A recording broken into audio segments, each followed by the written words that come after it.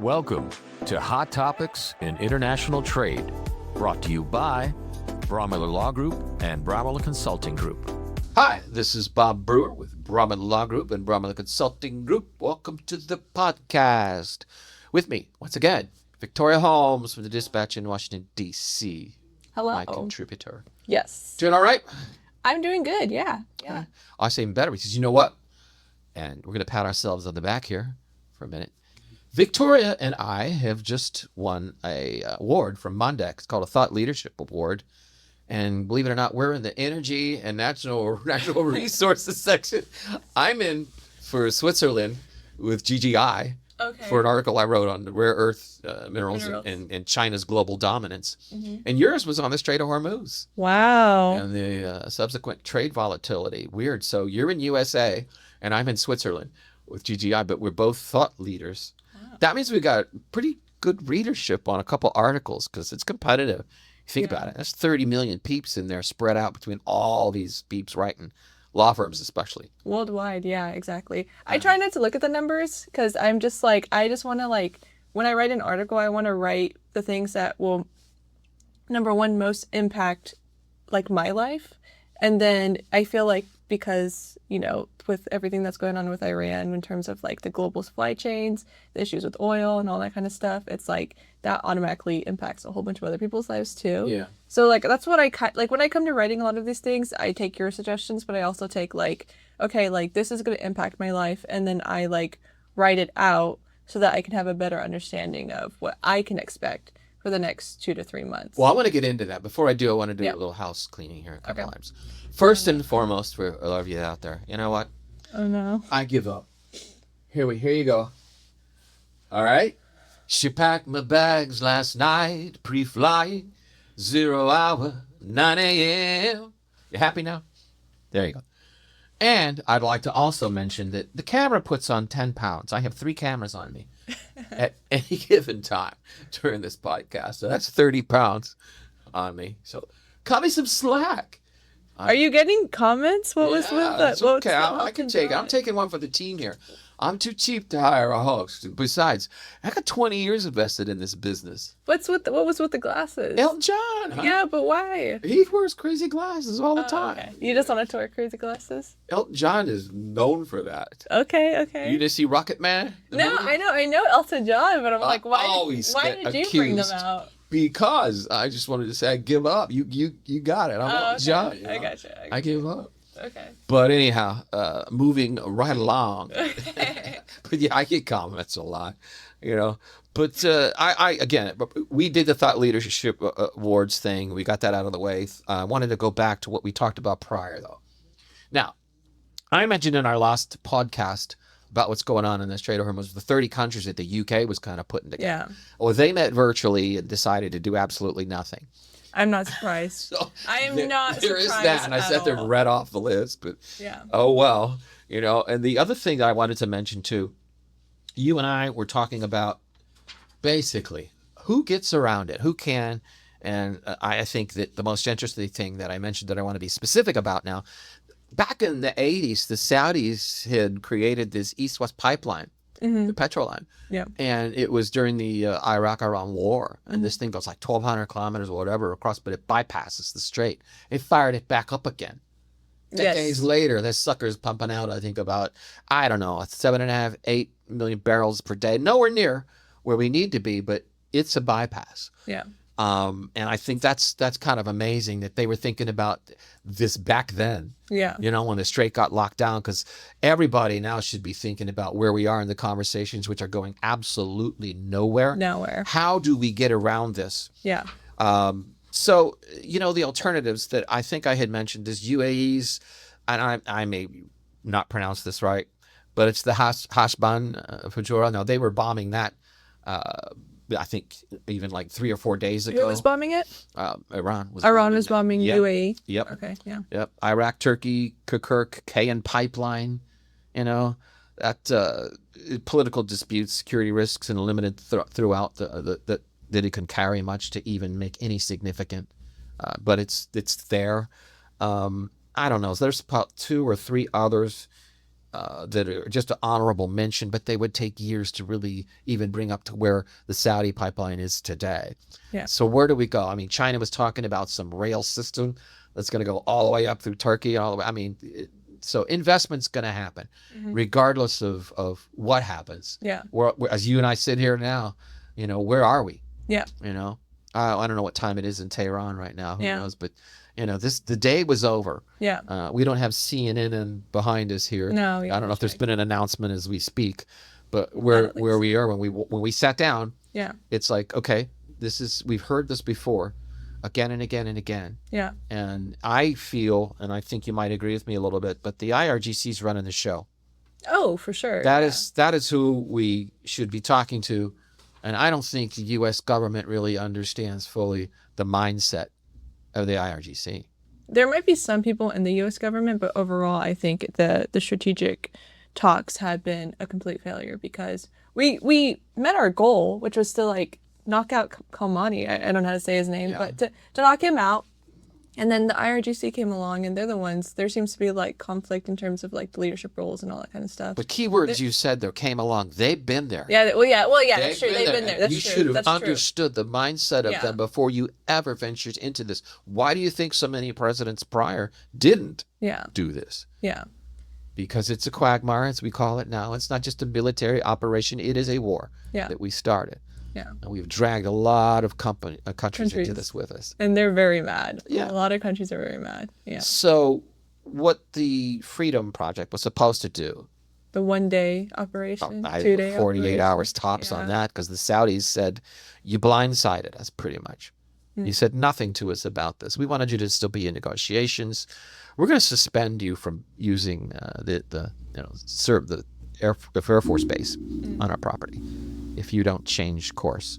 Yeah. So the Saudis had a lot to do with that. I think talking to Trump and saying this is we're not going down this road. But yeah. And I think a lot of the countries that we're talking to now as allies, the ones that are getting hurt too. India's getting hurt on this. South Korea's getting hurt. Japan. I mean, we need to take all this into consideration. There's not going to be any escort ships out of there right now because they're firing upon them. I mean, they hit 10 ships the other day while the ceasefire was supposed to. That's a loose term right now. Really loose term, quite frankly. Yeah. That's not happening. Yeah. So I tried to delve into a little bit more on who the heck the IRGC actually is. Yeah. And man, there is no such thing as capitulation. We will take this to the death. Yeah. Thank you for pointing out how much strength we have. Talk about this for a minute. And you asked me not too long ago, what do you mean by that, Bob? And I'm like, they didn't really know how much power they had, I think, on today's global scale by shutting down that strait. Yeah. It's like, wow, look what we did. Now, granted, you said it's only 20%, Bob. And I'm like, that's substantial. That is substantial. Look what's happening to the economies that have dragged into this. Oh, my God. You and I were just talking about, are we going to be out of jet fuel? For vacations, Yeah. Vacations, yeah. I mean, there are airlines that are really concerned about not having enough. Not so much. They're already price, canceling. Yeah, They're already canceling trips. I don't know. Flights out there. Yeah. I got one coming up in about 2 weeks. I hope I make it to Italy. Yeah, I know. So I got to. But it's not only like the flights. It's also just like everything that's impacted by jet fuel, like transportation costs, shipping when it comes to petrochemicals, and then fertilizer that's going on. That was agriculture. Yeah. So it's got like everything is being impacted right now, and it's not that I think that the IRGC it doesn't have like necessarily, it doesn't influence or move global trade. It just has it has an impact in global trade because of its control of the Strait of Hormuz and what it can do to ships that are coming in and out of there. Yeah. Yeah. So, but no, what were you saying about the IRGC? What is the IRGC? It's the ideological thing. I mean, you think about it. If you were, let's say, just take for instance that you were brought up from, knee height of a grasshopper to hate America. Yeah. Now, well, it's ingrained. I mean, you'd have to get separated by generations to not think like that. Yeah. We will go to the death. Yeah. You are the evil that I was brought up to hate. Yeah. And you want to negotiate with me? Yeah. No, there is no negotiation. Yeah. They want the money. Now, if we just this little one-page synopsis of what they want the funds released, the billions of dollars that we've got tied up. Well, if we did that, without concessions, let's say, to the uranium, et cetera, that we want to take away. I don't see how that wouldn't be a total benefit to feeding the fire even more, because still one thing they could run out of is money. Yeah. That's the IRGC's funded by that. I mean, but he's got to get paid to keep them all happy. But that, to me, that's not going to happen. They don't even want to talk about it right now. Let's get the money released. And 30 days from now, we can chat about it a little bit more. Yeah. Wait a minute. Now, that's got to be a concession first. Well, that's not going to happen. Yeah. So we're at a stalemate. Yeah. We can't just pack our stuff up and leave. No. Okay. We could say, well, in one day that we're going to start bombing again. Yeah. And then the next day we can say, well, that fury is over. Mm-hmm. Well, is it or isn't it? I don't know anymore. Yeah. We'll start bombing what? I mean, what are we going to do? Yeah. At this point. And I think that in the long run, like I mentioned in the last podcast, where do you stop this where you're actually hurting the Iranian people? Yeah. Where you were in this to beginning to help them.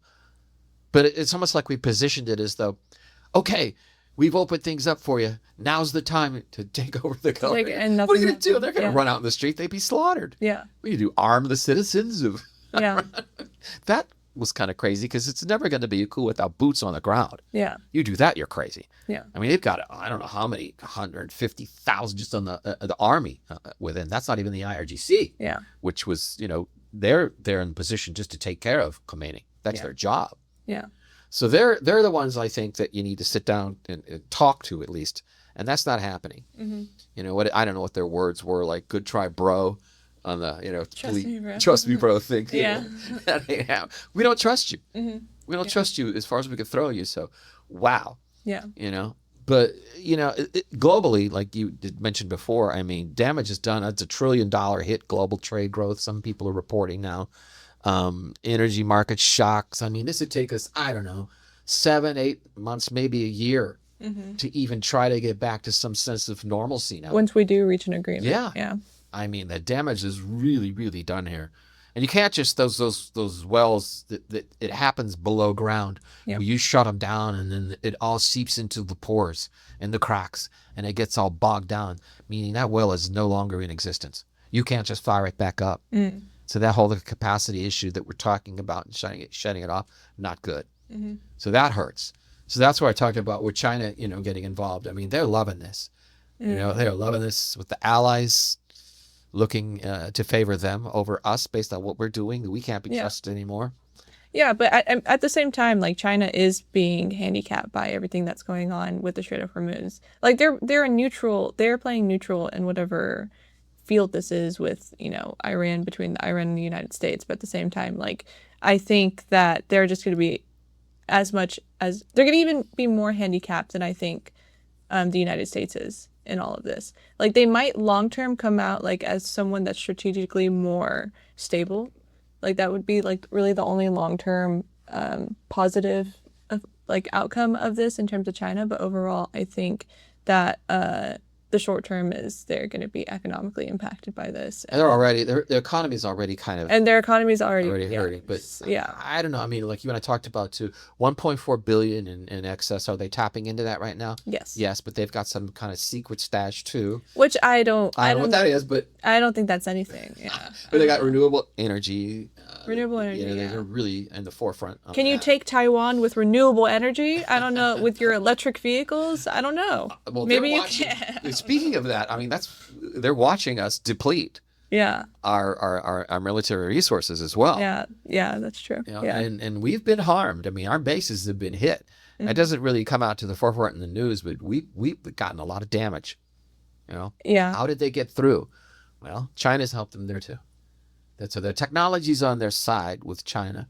I don't know what Russia's doing right now. I mean, Ukraine. I mean, it still has been holding out for how many years? I don't. What 2021 is when it happened, or whenever they invaded. Yeah, and they're still. I mean, so Russia. Speaking of military being depleted, Russia's military has been depleted. Yeah. Well, they got to turn to who? North Korea. Yeah. I'm sure China's getting through to them as well at this point. Yeah. But we're going into this is all drone warfare these days. I mean, Ukraine's saying we could kill 30,000 soldiers, whether they be North Korean or Russian at this point, and not put any boot up there. That's what they did. They had an operation where they actually, I can't remember the exact details, so if I get a few details wrong, like, then I apologize, but something where they were able to actually have a military operation where they made a Russian, I don't know the military terms, but basically like a Russian group, basically, what is it when they, like, they wave the white flag? What is that surrender? called? Surrender, thank you. Sorry. No, I just came back from a flight, from a red eye from Dallas, so I'm like very tired. And it's been a crazy week. Yes, surrender. But basically they made a Russian group surrender only by using robots. Yeah. Which is like, oh, okay, that's interesting. Didn't know we were at that point in our military operations and with our technology. Do you want to talk a little bit more about this? Because we're out of time. Oh, are we out of time? Yeah. Yeah. Okay. Yeah. All right. Well, we'll have a part 2. There's a little bit more here to discuss here, but thanks for stopping by for part 1.